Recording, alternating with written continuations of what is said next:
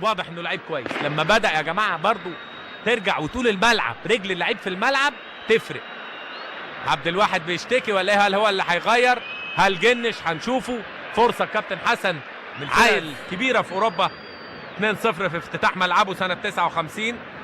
شختار دونيتسك الاخيره، المشاركه الاخيره، وهو كان بطل اليوروبا ليج 2009 وفاز عليه 2-0. هل يغادر عبد الواحد؟ توقعت انه هيغادر وبالفعل يترك الفرصه للصاعد محمود عبد الرحيم جنش اللي يمكن ما قدرناش نحكم عليه قوي. مشاركه وحيده كانت مباراه انتاج الحرب الموسم الماضي، وشارك الولد الحقيقه بشكل جيد في ختام الدوري.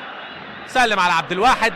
سنه الحياه انه عبد الواحد دلوقتي جنش بيستقي خبراته من عبد الواحد وبيسلم عليه حسن شحاته واسماعيل يوسف، وهي الحياه سلسال. لكن القدر انه المركز اللي محتاج فيه تثبت لعيب واحد بس هو حارس المرمى، وبالتالي الجون اللي بياخد المكان بيركب زي ما بنقول لغه الكوره بيفضل. الولد ده حارس صاعد برضه نادي الاولمبي، وكان رشحه كابتن عبد الرحيم محمد لما تولى. دياجو اوبا جنش.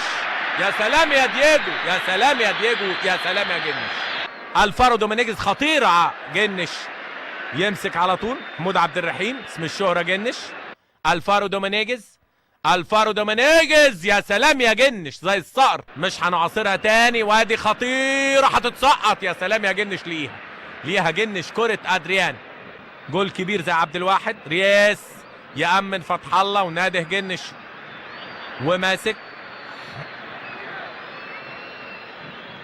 لعيبه صغيرين، حراس صغيرين طبعا. لما تشوف الكره دي ادريان هيشوط ولا ايه؟ مستني دياجو. اوبو يا سلام يا جنش. ادي انقاذ واختبار رائع محمود عبد الرحيم جنش.